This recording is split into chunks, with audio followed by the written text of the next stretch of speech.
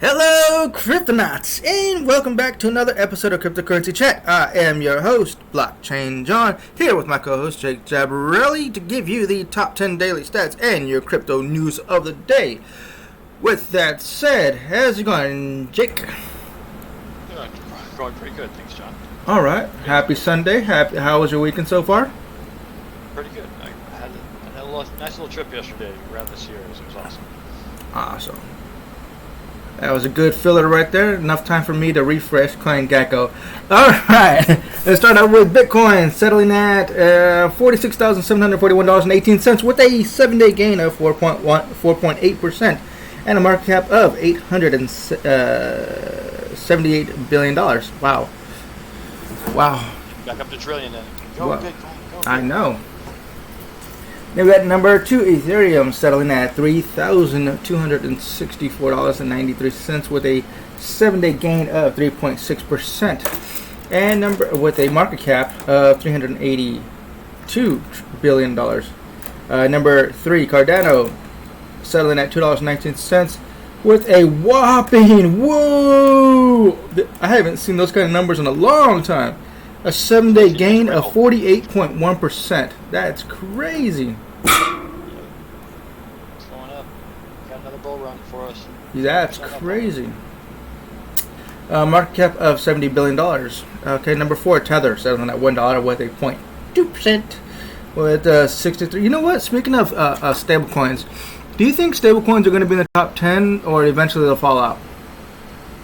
They're always going to be in the top 10 just because of what they do. Okay. That Tether has a market cap of $63 billion. All right. Number 5, Binance Coin settling at $410.03 with a 15.1% gain in the past 7 days with a $63 billion market cap. Number 6, Xrp settling at $1.30 with a whopping 59.7% gain in the past 7 days with a market cap of $60 billion. Number 7, Dogecoin is back up with settling at 32 cents with another whopping 26.7% in the past 7 days with a market cap of $42 billion. Number 8, USD Coin settling at $1. Wow. With a 0.1% gain and a market cap of $27 billion. Number 9, Polkadot settling at $22.98 with a 9.3% gain in the past 7 days with the market cap of $23 billion. And let's see, where are we at? Oh, I lost my spot. Number 10, right? Number 10, Uniswap. Settling at $29.72 with a 5% gain and a market cap of $15 billion. Alright, Cryptonauts, that is your top 10 daily stats. Your overall total market cap is at $2 trillion. Up by 0.2%. Don't forget to collect your daily candies. Obviously, you log in, you collect your candies, and get yourself some awesome free NFTs. Alright, Jake, I'm out of breath. I'll let you start off with the first news article. Go ahead. Yeah, actually, I was interested in this one. This dark web criminals thing that's been going on here. It's kind of a neat concept. So dark web criminals have built a tool. I feel this has been around for a while. That checks for dirty Bitcoin. Newly discovered tool on the dark web lets criminals check how clean their Bitcoin is. Right. The tool is called Anti-Analysis, which was built by an administrator of a darknet market to help their merchants launder Bitcoin. Of course, according to the analysis by Tom Robinson, co-founder of London-based blockchain investigation firm Elliptic. After a wallet is linked to anti-analysis, the tool breaks down from where the Bitcoin it holds originated and how risky it might be to hold it. Bitcoin earned from the darknet markets, ransomware, and theft are considered to be an extreme risk, while Bitcoin from exchanges and freshly minted coins are classified as no risk. The assessment helps criminals work out how likely it is that crypto exchanges will flag their crypto as proceeds of crime. Robinson. Elliptic provides these tools to cryptocurrency exchanges. Any analysis runs on Tor, a privacy-oriented web browser. that allows access to the dark web. It costs about $3 to generate a risk report.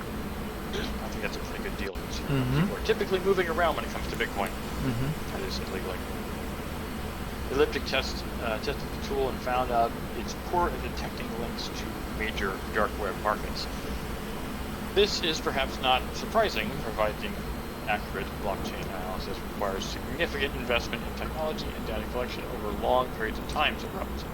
Analysis by the tool by expert Brian Krebs shows the results provided by anti-analysis to be the same as those provided by AMLBot, the anti-money laundering detection software. That suggests that criminals built the tool basically based on AMLBot. They're criminals, right? They're going to steal something. Robinson identified the creator of anti-analysis as one of the developers of Incognito Market, a dark web marketplace that specializes in narcotics, launched in late 2020. So, not going much further on this, it's not that surprising that somebody would come along and steal the tool and make it their own, right? So they can do this checking. But at the same time, it's kind of, I'm liking this a little bit to taking a picture of yourself doing the crime and then posting it to social media.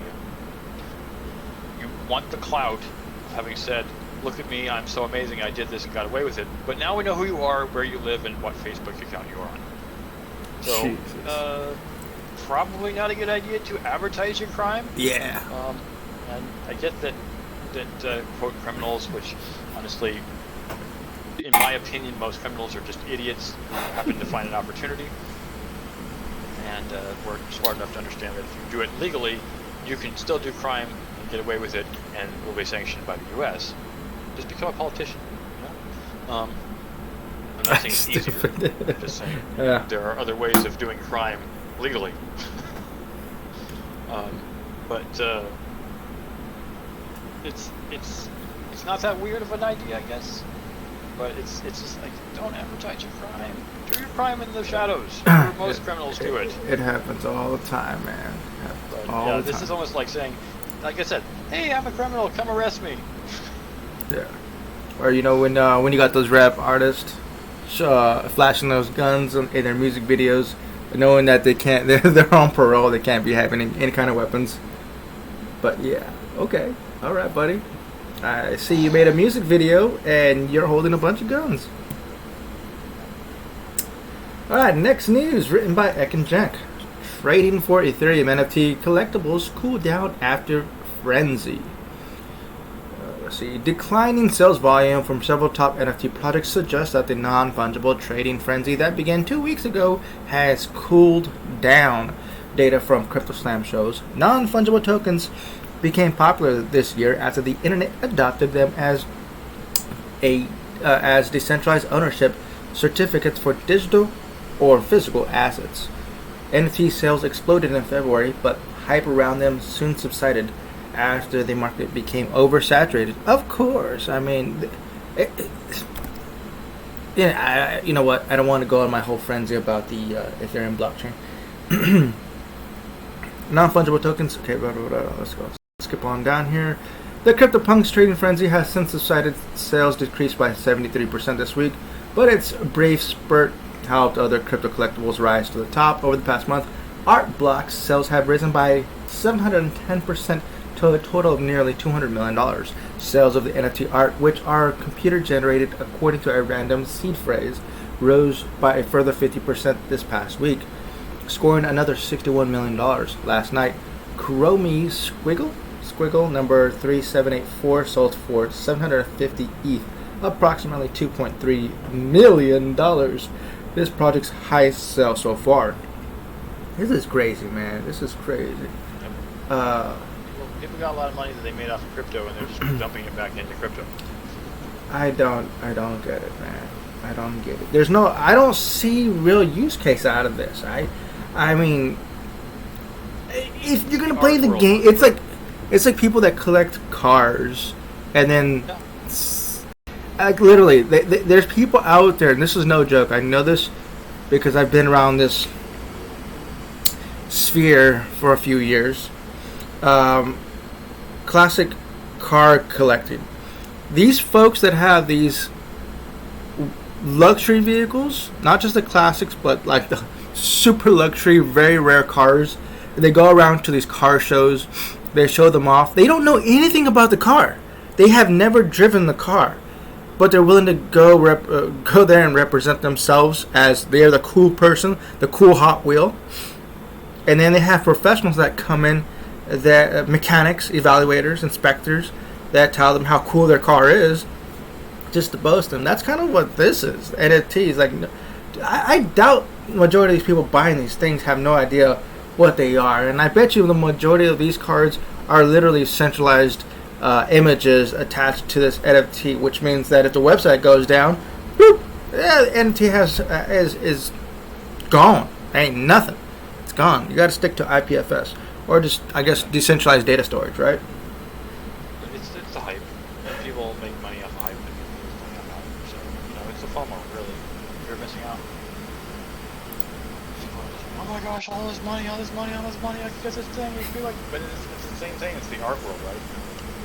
It's a great way to hide my money for a short period of time. Resell it for more. All right, go ahead. Bank of Korea to pilot CBDC on Samsung Galaxy phones. It's actually kind of a neat concept. Korea's central bank is piloting a new digital currency through the Galaxy smartphones of South Korea's multinational tech giant Samsung Electronics, according to a report by Korea Times. Bank of Korea announced it would hold a bid to select its technology supplier for CBDC back in May.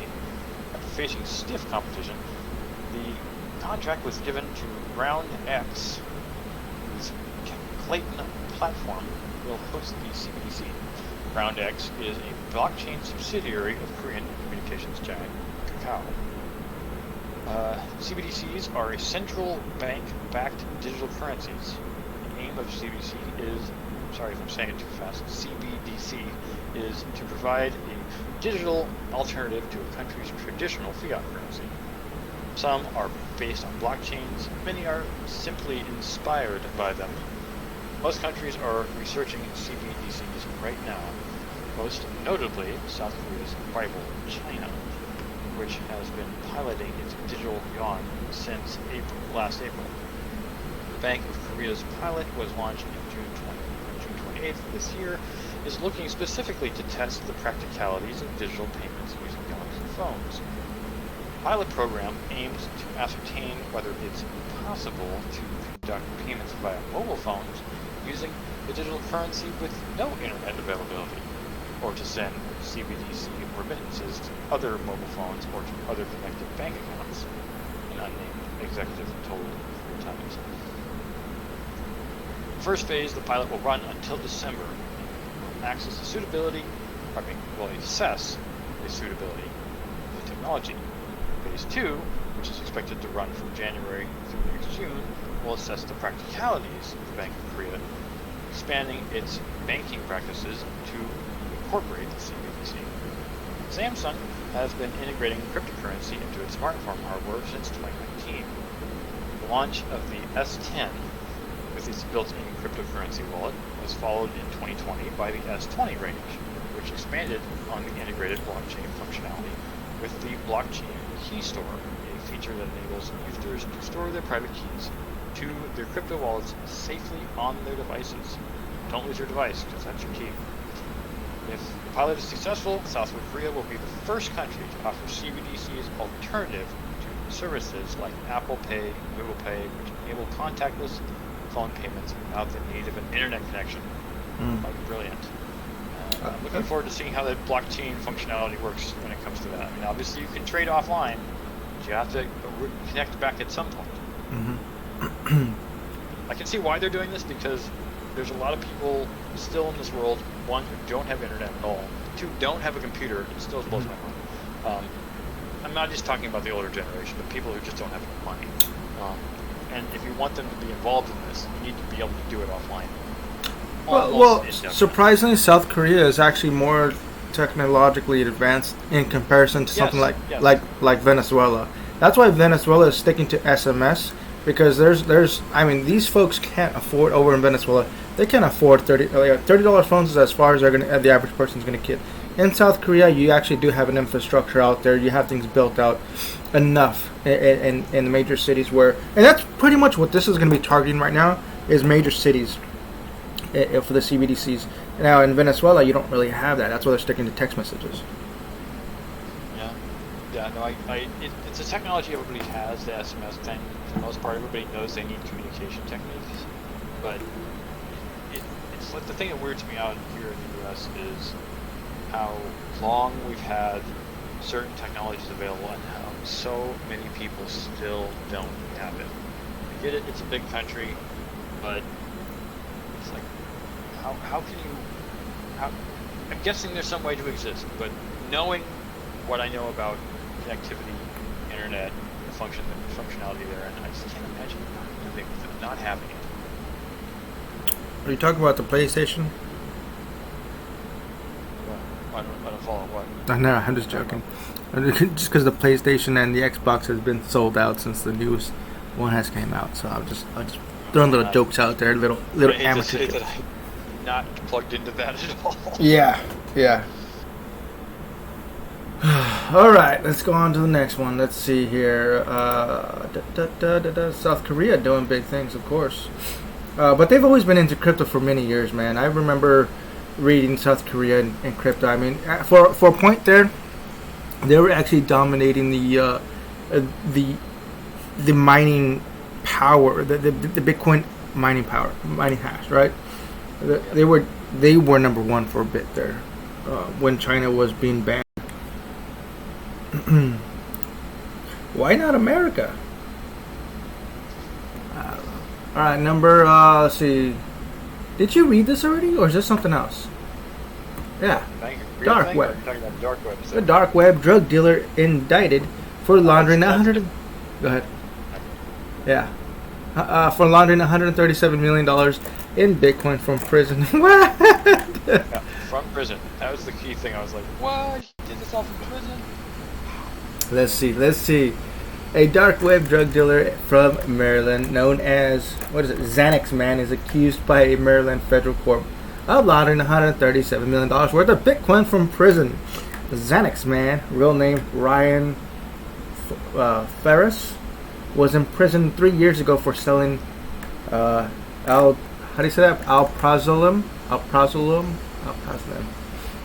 a form of strong anxiety drug, Xanax, a dark web market. In November 2018, the court ordered Ferris to forfeit 4,000 Bitcoin earned from selling drugs. That much Bitcoin was worth $16,800 then, but would be worth $187.2 million today. He was also ordered to hand in $5.6 million in cash and property. But Ferris continued money laundering while serving the 57-month prison sentence according to the federal indictment, which the court unsealed on Wednesday. Wow. It just shows you that prison is a vacation outside from the public life. The indictment alleges that Ferris, aided by his father, Joseph Ferris, laundered drug proceeds between October 2019 and April 2021. In connection with these allegations, the Drug Enforcement Administration seized 2,875 Bitcoin in February and another batch of 59 Bitcoin in May. Today, that Bitcoin would be worth $137 million. Man, this guy knows. He knows what it is. In connection with these allegations, the Drug Enforcement... did I already read that? Yeah, I did. While the indictment refers to proceeds derived from drug dealing, it isn't clear whether these were Bitcoin holdings the government hadn't previously known about, or Bitcoin he somehow acquired while in prison. But I don't know if you can you maybe it's possible, man. You can put some Bitcoin in your man purse and then bring it in, I guess. Well, it'd be pretty easy. All you gotta do is remember that ridiculously long hash, right? That's it. That's it. Just tattoo it on your arm. There it is. A Bitcoin address. There you go. I don't recommend that though. Okay.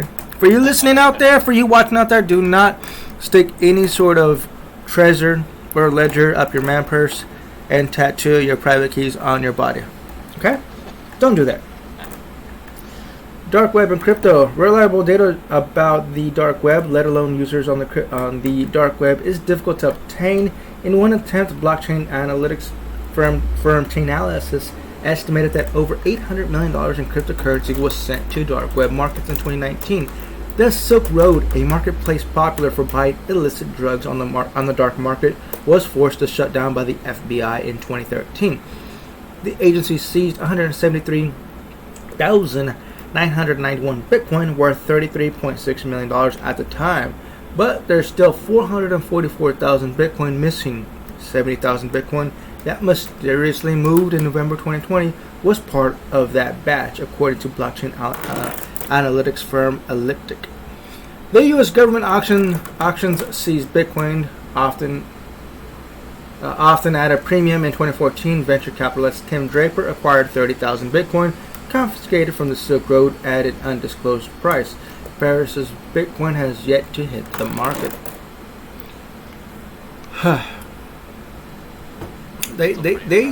What I recall from that 2014 auction to Tim Draper, that dude, he got it for even at that time in 2014, he still got a discounted price to buy it all in one batch.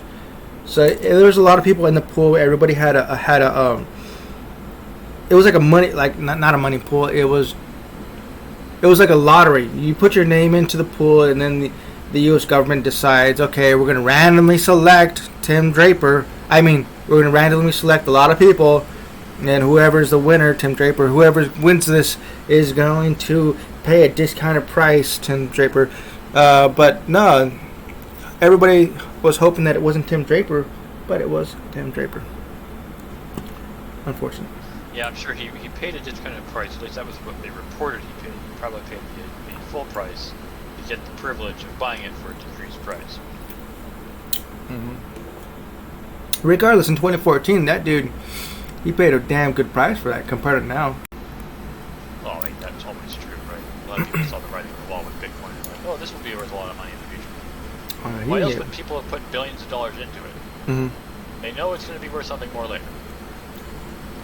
Oh, yeah. Alright, so getting on to Xrp and Ethereum Classic. Both of these are rising a bit, 10% amid slight market decline. Now, this was earlier. If you guys have been looking at the markets are all pretty much up. Mm-hmm. Hardly anything's really down right now, except for just the variances in stable coins. But if you're talking about like the last 7 days, Ripple, which is up 60%, and ETH Classic is up 25%, almost 25%. So neither one of them is doing particularly bad. But for this article, Xrp and Ethereum Classic both blew up 10% today, despite a 0.5% drop in global market capitalization of cryptocurrencies. Ripple commands 60 billion of crypto's 2.1 or 2 trillion roughly global market cap, making it the 7th largest cryptocurrency according to the data aggregator Nomics. It trades at a price of about $30, $27, having blown up about 10% overnight. It peaked at $132 on Sunday, its highest price since May. Ripple's rally has been building momentum over the last 2 days. On Friday, it posted a 6% increase. On Saturday morning, it posted overnight gains of about 12, closer to 11. Xrp's progenitor, Ripple Labs, has been locked in a courtroom wrangle against the U.S. Securities and Exchange Commission since December 22nd. The SEC, known as Securities and Exchange Commission, alleges that Ripple Labs has been selling Xrp in unregistered security sales. Ripple argues that Xrp is not a security. Ethereum Classic also grew about 10% overnight. The Ethereum fork, which launched in 2016, that is Ethereum Classic, currently trades at about $70. Ethereum Classic maintains an unedited history of the original Ethereum ledger. It diverged from Ethereum after the first DAO hack. DAO stands for Decentralized Autonomous Organization. Each DAO or DAO uses smart contracts to mimic the governance of a shareholder-run company. Run by shareholders. In June 2016, security flaws in the original DAO were exploited by attackers in a heist that cost the network $55 million at the time. The Ethereum network decided to remove the offending transactions from the Ethereum, but the Ethereum Classic network kept them on the ledger. Ethereum isn't sharing in the fortunes of its less illustrious relative today. The second largest cryptocurrency by market capitalization fell 3% in the last 24 hours to trade at 3,152. Don't think it's going to hurt 30 months. Meanwhile, little has changed for the world's largest cryptocurrency, Bitcoin, continues to trade just under 46,000. Light market downturn, and it's only to shave off roughly 2% of its value. And it's just, people trying to collect their, when the market blows up and you lose your short sell, you're just trying to recoup. So. Let's see here, where we at? 46.7 for Bitcoin, 3,200 for Ethereum. What do you think? Are we going to keep going up, or is Sunday the last day and everything's going to go back down? Are we staying above 2 trillion or going below 2 trillion? We're already in the afternoon, which means in a very, very short time. This is the afternoon on the left coast of the United States. It is currently about middle of the afternoon here, 2, 3 o'clock, somewhere in there, when we're doing this podcast. So you guys want to hear at a different time, obviously. But once China comes online, Japan, China, when they come online, and then following on Monday morning when you guys come back online for normal trade. It's the thing that still weirds me out about Ethereum, Bitcoin, and all cryptocurrencies is that despite the fact that you can trade them all day, any day, the trade still typically happens on the normal trade schedule. So weird, huh? Sunday afternoon for Eastern countries and Monday morning. It wasn't always like that. It wasn't. I remember back in those days when it was really the wild west, where any hour of the day it was just wild. It's going up 1,000%, going down 900% going up. It was chaos. But this seems a lot more structured. I think there's just more corporate hands involved and big institutions involved in the trade, and they only trade at those times. Market trades, Sunday afternoon for the Western, and of course it's Tuesday morning for them. By the time we get online in the morning on Monday, Tuesday. Anyways, the point is, it's the big institutions doing the trading, and they're making the gargantuan. So when they see the market change, they're like, well, we need to buy more. Here's the thing. Here's the thing I noticed here, looking at CoinGecko, is that the Bitcoin dominance is at 42%. I wonder if it's gonna ever come above, return back over 50%. Right now, it's just like Bitcoin. It's losing its power over time. It is. Is it going to be taken up? It's a store of value, but the thing is, we're looking at it just from the US dollar, which I realize a lot of people look at it from. Try looking at it from the euro or from the won or some other major other fiat currency that exists. You'll see a very different picture. Although I realize they almost all track, with the exception of things like I can't remember what the name of the Greek money is, but anything where a country is unstable, Venezuela I think of, right? Their currency isn't going to track the same, but any major currency tends to track the same. I mean, yes, there's a difference between the British pound, the euro, and the US dollar, and there are plenty of people who trade on those differences. They, for the most part, track,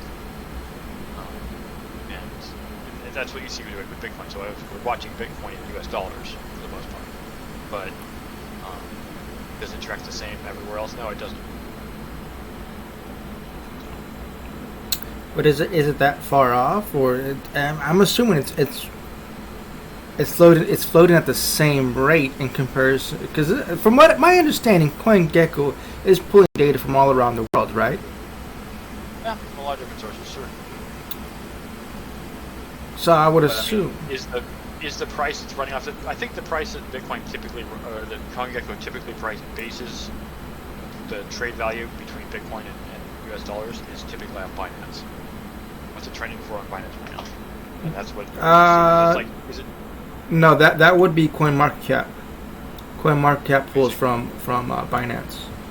CoinGecko pulls from not from Binance, and I know that for a fact because that's the reason why CoinGecko became so popular. Because for a while there, everybody was going to CoinMarketCap, but Binance bought them off. And when that happened, there was a lot of number manipulation. And a lot of people that really trusted CoinMarketCap actually abandoned that platform, including myself, and moved over to CoinGecko, and that's how CoinGecko, boom, quickly became popular overnight, and yeah, that's why we still use them to this day. Well, do the refresh, go to CoinGecko's listing, and just look at Bitcoin, and then go to the markets, look at which price, immediately after a refresh, most closely tracks the current price they're listing. I'm do a refresh right now, 46,749.27. And I go down to the markets list and see what's closest to that. 749.27 is currently FTX. In fact, FTX is exactly that value. I'm going to do another refresh and see if it comes up. It's the same price, and FTX is still exactly that value. So, yes, Binance is in the list, but Bitfinex is the first, second, third, and then FTX.US is the fourth, and its price is quite there. But just FTX by itself is actually the identical price to what they're listing. Does it change up and down? I haven't really watched it a lot, but there's certainly, is it similar? Sure. Like there's one Bitfinex, of course that's, yeah, there's Bitfinex versus USD, BTC versus USD, BTC versus GBP, which is British pound, and the BTC versus. What are you looking at? Are you looking at exchanges? I'm looking at the markets. The markets? You go to Bitcoin and then look at markets. Oh, okay. Bitcoin. Tabs down below. Yeah. Look at the markets, and the markets will show the variances between each fiat currency and whatever a particular exchange is exchanging at. And what I'm looking at is most common, as I repeat here again, I'm going to refresh again CoinGecko's price on Bitcoin, 46,693.37. That is exactly equal to the ETH to BTC ratio on Bitfinex right now. 46,693.37. Exactly that. Nothing else. Oh, no. L-Bank, ETH to BTC, Binance, ETH to BTC, it's the same price. So,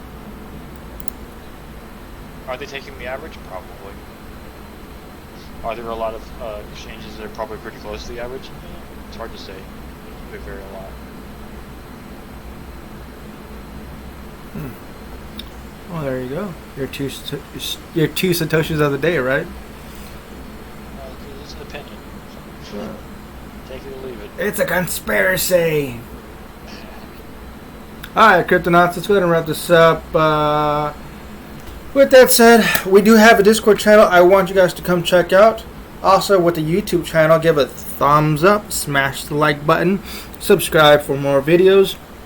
And if you're a person on the go and likes to enjoy podcasts, we definitely do have a podcast on all the big platform sites, right? Like Spotify, Anchor. What's another one? Castbox. Yeah, check those those platforms out. We're on there. But Discord, interact with us. We enjoy that. We want more people in the community that is crypto like-minded to chit-chat crypto, especially since we have a new project in the works that we're brewing up. Hopefully in the next couple of weeks we'll be bringing out here. So with that said, Cryptonauts, stack, sats, and HODL. Did I forget anything else? No, we're good. Adios. Adios.